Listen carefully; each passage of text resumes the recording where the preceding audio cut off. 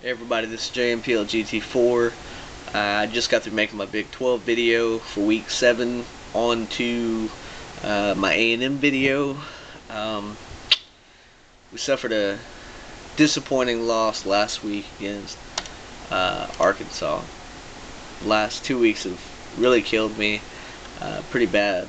Um, we had a 38-35 loss to Oklahoma State. Last week it was a 24-17 loss to Arkansas. What it all boils down to is, in my opinion, Gerard Johnson's just stinking up the whole place.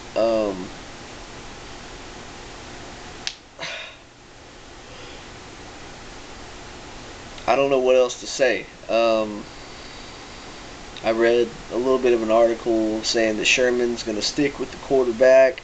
He's going to stick with Gerard Johnson. I don't know how Sherman can't see that the offense isn't clicking like it was last year, and he doesn't need to, and he shouldn't mix it up just a little bit. I mean, I've said it on several videos now. I'm pretty positive, saying, look, pull Gerard out, give Ryan Tannehill a shot. I'm sorry, but 9 interceptions in 2 games and 10 or 11 turnovers overall. No, 11 turnovers overall in the past. In the past 3 games, there's nothing that could get worse than that. Give Tannehill a shot. Maybe something miraculous happens. It'll be unfortunate for Gerard Johnson, but I'm sorry, this season is bigger than Gerard Johnson. If Ryan Tannehill comes in and he plays a bang-out game and our offense starts to click, he needs a starting quarterback position, in my opinion. He doesn't have the experience. Do I think he has the capability? Yes, I do. Does Gerard Johnson have the experience? Yes. Does he have the capability? Not at the moment. I don't know what the issue is. I heard a very interesting point of view from one of the announcers for the Arkansas game last year, who said, you know what, he had off-season shoulder surgery. Maybe it's just getting a little bit tired. I don't know if there's any truth to that. Gerard Johnson's still denying any claims that it's his arm that's screwed up, and he's 100%. Well, he sure as hell hasn't been playing like it. I think he went 15 for 40 this last game against Arkansas, which is pitiful. He had so many open receivers, so many opportunities. We could have, with all the opportunities our defense gave us. I know that 24 points doesn't sound like a lot, but whenever you're giving the ball to the opponent on their 50-yard line, yeah, you expect some stuff to happen, okay? But the majority of the game, Arkansas was on their heels, and the A&M defense was getting into the backfield. They were disrupting Ryan Mallett, and it was an impressive game, in my opinion. Did Arkansas put up a little bit more numbers than A&M has allowed throughout the course of the season? Yes, they did. But I mean, you're talking about an Arkansas team. Let me put it to you this way: the amount of yards that they put up last week, the score should have been a lot worse in a 7-point game. The defense really kept us in the ball game.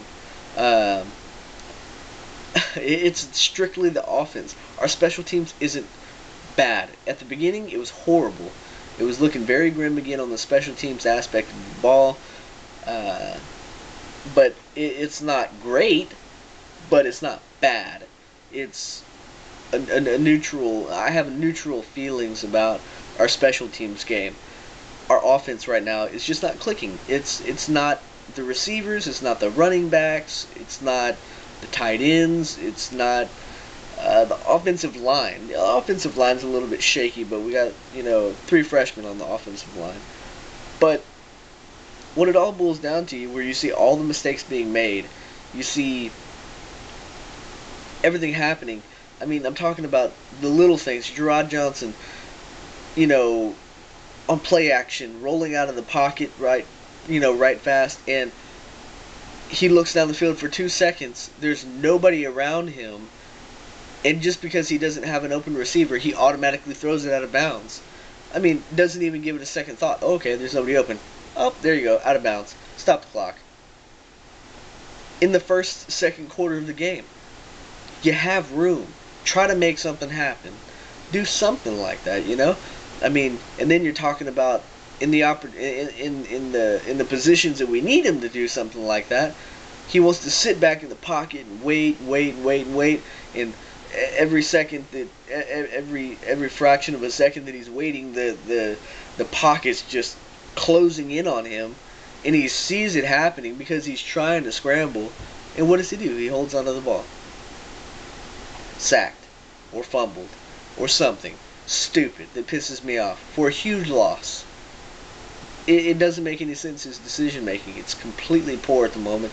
I think we could do much better by putting Ryan Tannehill in.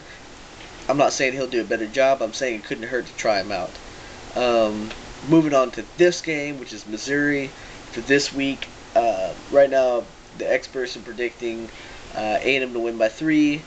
I don't know about that, how badly our offense has been playing.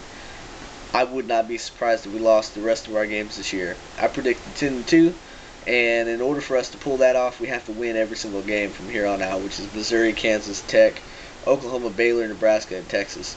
3 of those teams we could very potentially lose to in Texas Tech, Oklahoma. No, I'm sorry, in Oklahoma, Nebraska, and Texas. Maybe even Tech. So, I mean, my original prediction, was not anticipating that our offense was going to suck, considering we were one of the best in the nation last year, and we had pretty much everybody coming back except for our offensive line. But I don't know. Gerard Johnson's got to step it up. We're going to start to win games. He's either got to step it up, or Sherman's got to pull his head out of his ass, and he's got to make a good decision to at least try out our backup quarterback. The guy's going to have to lead us next year. I don't see what the harm is in putting him in and seeing what he can do. It sure as hell isn't going to hurt us to have him get a little bit of experience before next year. If Gerard Johnson's sucking ass, I say you pull him out, put Ryan Tannehill in. We'll see if he can make something happen. Prior to the beginning of the season, I predicted A&M to beat Missouri 42-21. That is definitely not going to happen. I want to say that A&M can still win the game. I think they can. We're playing at home, Kyle Field. I think we have, we got the 12th man behind us. I think we have some things in our favor with that.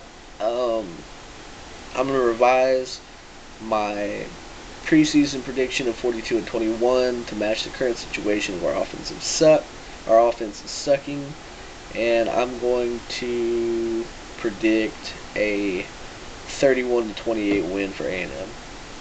3 points. That's all I'm giving them. Defense is going to play a big key in the game, and turnovers.